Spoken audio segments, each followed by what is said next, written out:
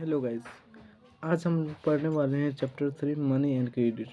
जो चैप्टर 3 जो है ये इकोनॉमिक्स का चैप्टर 3 है।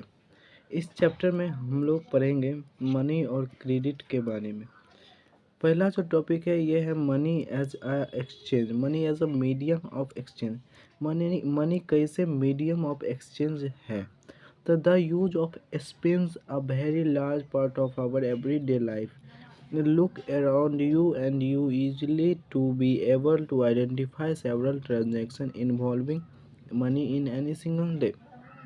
देखिए, ये जो स्टेटमेंट था, the use of money spends very part of our everyday life, ये जो है वो ये इम्पोर्टेंट लाइन है। ये डायरेक्ट क्वेश्चन में लाइन दे दिया जाता है और इसको लिख दिया जाता है एवेल्यूट। तो इसका मतलब होता है कि हम लोग मनी का जो यूज करते हैं हम अपने डेली लाइफ में वो किस किस तरह से करते हैं। तो जब हम अपने आसपास देखते हैं तो हम लोग देखते हैं कि जो मनी जो होता है उसमें ट्रांजैक्शन इन्वॉल्व होता है। Can you make a list of this. और क्या आप लिस्ट बना सकते हैं कि हम लोग मनी का यूज़ कहाँ कहाँ करते हैं। In many of this transaction good are being bought. इसमें से जो ट्रांजेक्शन होता है उसमें से गुड जो होता है वो बाउट होता है, सोल होता है with the use of money. जो गुड्स होते हैं जैसे कोई बिस्किट हो गया या कोई चीज़ हो गया उसको हम लोग मनी के माध्यम से खरीदते हैं और बेचते हैं।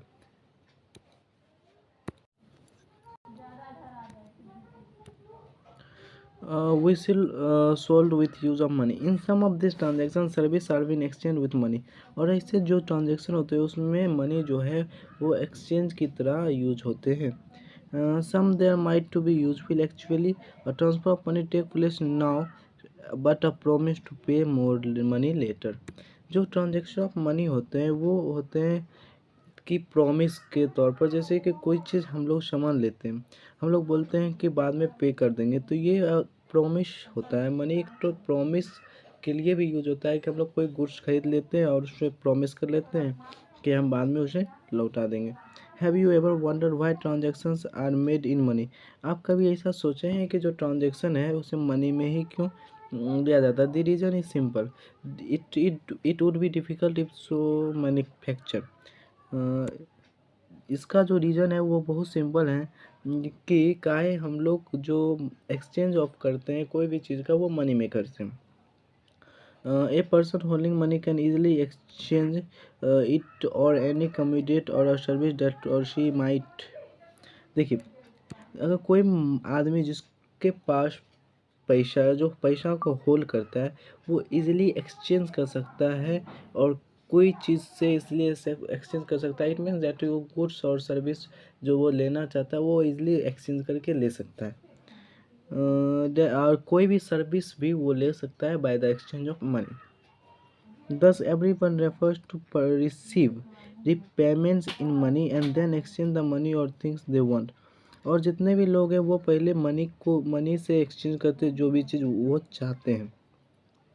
Take the case of shoe manufacture, they want to sell shoes into the market and buy weight। The shoe manufacturer will first exchange shoe and has produced for for it difficult to be if shoe manufacturer had to directly exchange shoe for a weight without the use of money। देखिए, ये जो example लिया गया है इससे यह पता चलता है कि जो शू सेलर है उसको वीट की ज़रूरत है। और जब उसके पास अगर वीट की ज़रूरत है तो उसके पास जब मनी रहेगा तो वो शूज़ जो है वो शू को बेचकर मनी से एक्सचेंज कर लेगा, जिससे वो उसके पास मनी आ जाएगा और मनी से एक्सचेंज करके वो वेट खरीद लेगा। यानी मनी यहाँ पे एक्सचेंज ऑफ मीडियम का यूज़ करेगा। बट अगर वो केस लीजिए जब वहाँ पर मनी नहीं है, जब यहाँ पर मनी ही नहीं रहेगा तो यहाँ पर बचेगा शू और वेट। तो उसके लिए डिफ़िकल्ट हो जाएगा कि how he sell shoe and get wait. कैसे वो सेल करेगा शू को और वेट को गेट करेगा। इट मीन्स डैट वो जब शू सेल करेगा तो उसके लिए उसको जो शू सेल करेगा उसके लिए उसको वेट जो लेगा उस आदमी को ढूंढना पड़ेगा, क्योंकि यहाँ पर उसे शू की जगह पर वेट चाहिए। तो यहाँ पर वो ऐसे आदमी को ढूंढेगा जिसको वेट की ज़रूरत है। यह उसके लिए डिफ़िकल्ट हो जाएगा। जब यहाँ पर मनी आ जाएगा तो इसके लिए ईज़िली हो जाएगा कि वो सू को पहले मनी से एक्सचेंज कर लेगा, उसके बाद मनी को व्हीट से एक्सचेंज कर लेगा।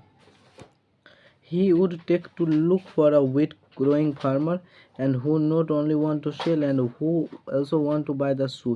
In exchange of that, in the both parties, that is, in the both have to agree sell and buy each other commodity.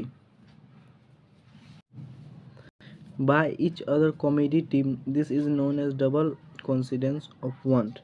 और यही जो है वो डबल कॉन्सिडेंस ऑफ वन में जाना जाता है। इसका मतलब ऐसा है कि जो शू सेलर है वो व्हीट सेलर को ढूंढेगा, और जो शू जो सेल करेगा वो ऐसे आदमी को सेल करेगा जो व्हीट को खरीदना चाहेगा, सॉरी जो शू को खरीदना चाहेगा। और वो जो है इसमें दोनों का जो वांट है, जो दोनों चाहता है, वो सेम होना चाहिए। अगर अगर व्हीट जो बेचेगा वो शू चाहेगा और शू जो बेचेगा वो व्हीट चाहेगा, यानी दोनों का जो वांट जो रहेगा, वो जो चाहेगा वो सेम रहेगा, तब वहाँ पर एक्सचेंज होगा। इसी को डबल कोइंसिडेंस ऑफ वांट कहते हैं। यहाँ पर लिखा हुआ है in exchange that is the both parties have to agree, and buy each other commodity. This is known as double coincidence of want. Double coincidence of want is very important for our examination. Double coincidence of want से direct question पूछा जाता है, इसलिए ये important है। What a person desired to sell is exactly what a person is desired to sell is exactly what the other wishes to buy. In a barrier system where goods are directly exchanged without the use of money, double constituents of want is an essential feature. अब यहाँ पर क्या कह रहा है, यहाँ पर जो लाइन है, ये जो लाइन है इसमें कह रहा है, ये लाइन जो है इसमें कह रहा है कि जो पर्सन चाहता है सेल करने के लिए, what a person desire to sell, जो पर्सन चाहता है कि सेल करने के लिए, वो एग्जैक्टली जो है वो दूसरे पर्सन जो बाय करेगा उससे मिलना चाहिए। इन अ बैरियर सिस्टम। अब बैरियर सिस्टम क्या होता है?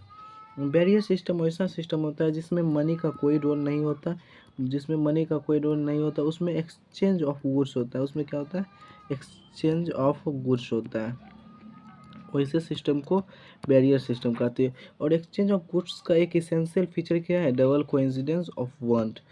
कि जो आदमी जो चाहेगा, यानी जो सेलर है और बायर है, दोनों का जब वांट मिल जाएगा कि what he want to buy और what he want to sell, then the case of double coincidence of want arise.